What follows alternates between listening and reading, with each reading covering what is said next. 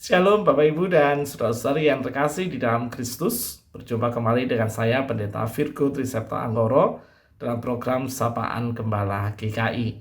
Hari ini kita akan memulai segala karya aktivitas kita dalam dasar firman Tuhan. Mari kita berdoa. Kami mengucap syukur kepadamu Tuhan yang Maha Kasih atas segala pertolongan dan penyertaan-Mu di sepanjang jam istirahat yang Engkau berikan semalam. Dan hari ini kami memulai karya dan peran-peran kehidupan kami dalam dasar kebenaran firman-Mu. Kiranya Engkau menuntun kami agar kami dapat mengerti apa yang Engkau sabdakan, dan sabda itu kiranya menjadi bekal untuk kami tetap berjalan dengan setia dalam iman dan di dalam kasih kami kepada Engkau. Tolonglah hamba-Mu ini dalam keterbatasan dan kerapuhan dirinya. Kiranya ia ditolong dan dimampukan untuk dapat membacakan dan menguraikan sabda-Mu bagi kami semua. Dalam Kristus kami berdoa. Amin. Saudara-saudara yang kasih, untuk teks Alkitab yang akan kita baca hari ini diambil dari Injil Markus 9 ayat 35 sampai 37. Injil Markus 9 ayat 35 sampai 37 akan kita baca dalam terjemahan baru edisi yang kedua. Lalu Yesus duduk dan memanggil ke-12 murid itu. Katanya kepada mereka, "Jika seseorang ingin menjadi yang pertama, hendaklah ia menjadi yang terakhir dari semuanya dan pelayan dari semuanya."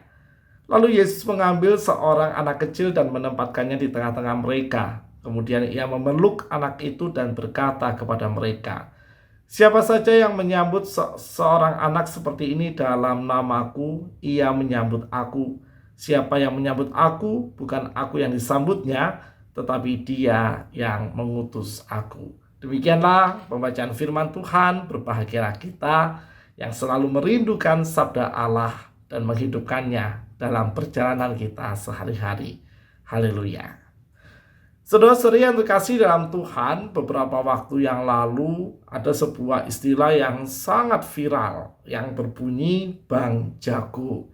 Nah, ungkapan tersebut biasanya dilontarkan untuk individu yang merasa paling jago atau paling superior di dalam komunitasnya. Dan individu dengan kecenderungan Bang Jago ini, saudara-saudari, dalam dunia psikologi disebut dengan superiority complex. Kondisi ketika seorang individu merasa jauh lebih hebat atau lebih baik dari orang lain, bahkan bisa merendahkan orang-orang di sekitarnya.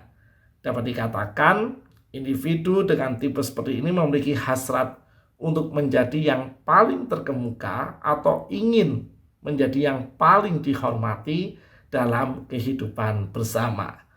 Maka jika hari ini kita diajarkan oleh Kristus, dan bersama para murid kita belajar, diajak untuk memahami dalam kehidupan bersama, menjadi yang terbesar atau terkemuka itu bukanlah tujuan utama dalam kehidupan kita sebagai pengikut Kristus. Di ayat yang ke-35 Tuhan Yesus berkata, "Jika seseorang ingin menjadi yang pertama, hendaklah ia menjadi yang terakhir dari semuanya dan pelayan dari semuanya." Perhatikan, sesuai kasih ucapan Kristus ini. Bukankah ungkapan atau ucapan ini sangat bertentangan dengan naluri setiap manusia di dalam kehidupannya? Naluri dan keinginan setiap individu, di mana setiap individu itu justru pingin jadi yang pertama, pingin jadi yang terdepan, dan pingin jadi yang paling dihormati dalam kehidupan bersama. Namun rupanya Kristus justru menginginkan para murid, termasuk kita semua, murid-muridnya di masa kini, belajar menjadi rendah hati dalam setiap karya pelayanan. Di masa itu akan para murid kerjakan kelak, dan juga yang saat ini sedang kita kerjakan secara mandiri dalam kehidupan sehari-hari. Sikap rendah hati akan memampukan kita sebagai murid Tuhan untuk tulus dalam melayani dan terhindar dari superiority complex atau dari kecenderungan menjadi Bang Jago dalam kehidupan bersama. Untuk itulah bagi setiap kita yang terpanggil dan bersedia untuk mengikuti Kristus dan memberikan diri kita untuk melayani, maka kita harus siap dan sedia berada dalam posisi yang paling sederhana. Seperti gambaran Kristus terhadap seorang anak kecil yang belum punya status, belum berarti apa-apa, dan kerap tidak masuk dalam hitungan tradisi masyarakat di masa itu. Pendek kata, saudara-saudara yang kasih dalam Tuhan, para murid dipanggil untuk melayani dengan sedia, rendah hati, tetapi tidak minder, dan sedia untuk berada dalam posisi paling sederhana dalam mengabarkan Injil di kehidupan sehari-hari. Maka sebagai murid-murid Tuhan di masa kini, saudara-saudara yang kasih dalam Tuhan, memiliki panggilan yang sama untuk melayani seperti para murid di masa lalu, tentunya dengan tantangan dan kondisi yang lebih kompleks yang menjadi konteks dalam pelayanan kita di masa kini. Kehidupan di sekitar kita cenderung menggoda kita untuk selalu menjadi yang terkemuka dalam berbagai aspek kehidupan, termasuk di dalam aspek pelayanan yang dipercayakan dalam perjalanan iman kita. Maka berbekal dengan ajaran Kristus di atas, yang sekaligus juga menjadi sebuah teguran dan ajakan untuk mawas diri, kita diajak oleh Tuhan untuk selalu hidup rendah hati dalam berbagai situasi dan kondisi yang kita peroleh. Rendah hati menolong kita untuk meneladan kesederhanaan Kristus dalam menjalani hidup dan membuat kita bersungguh-sungguh dalam melayani Tuhan maupun juga menjadi berkat bagi kehidupan semesta. Dengan kesediaan memperjuangkan sikap rendah hati, kita pun terus berupaya atau berjuang menyelaraskan langkah kehidupan kita seturut dengan kehendak Allah, bukan dengan kehendak dan rencana kita sendiri. Karena hidup melayani, selesai kasih dalam Tuhan, bukan menjadikan diri sendiri sebagai yang terutama, tetapi justru menempatkan Kristus sebagai yang utama, terutama, dan pertama dalam seluruh perjalanan kehidupan kita dan juga dalam panggilan pelayanan yang kita kerjakan yang semuanya berasal dari Kristus. Selamat berjuang untuk tetap rendah hati dalam kehidupan sehari-hari.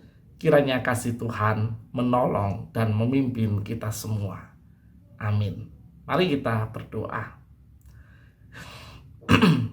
Tuhan yang Maha Kasih, hari ini kami bersyukur, kami diingatkan dan disadarkan kembali arti hidup rendah hati, baik di dalam setiap panggilan hidup yang Engkau anugerahkan, termasuk dalam karya pelayanan yang saat ini tengah kami lakukan. Kami bersyukur Engkau memanggil kami menjadi rekan sekerja-Mu, dan tuntunlah kami ya Tuhan dengan segala hikmat-Mu, supaya kami tetap belajar menjadi murid-murid-Mu yang rendah hati, menjadikan Engkau yang utama, terutama, dan pertama dalam seluruh karya kehidupan dan pelayanan kami. Sehingga bukan kami yang menjadi fokus dalam hidup ini, tetapi hanya Engkau yang menjadi satu-satunya fokus dalam pertumbuhan iman dan pelayanan kami.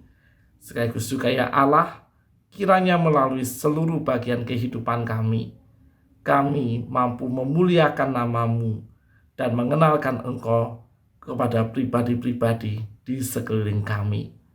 Kami sadar kerapuhan diri kami, tapi kami percaya Engkau akan selalu mengaruniakan kekuatan dan rahmat-Mu, sehingga kami tetap bersemangat dalam menjalani kehidupan kami sebagai murid-murid-Mu. Kami akan memulai atau melanjutkan kembali karya-karya yang harus kami kerjakan di hari ini. Kami memohon kekuatan-Mu beserta dengan kami. Dalam Kristus kami berdoa dan berserah. Amin. Selamat kembali melanjutkan segala aktivitas kita. Tuhan Yesus memberkati kita semua.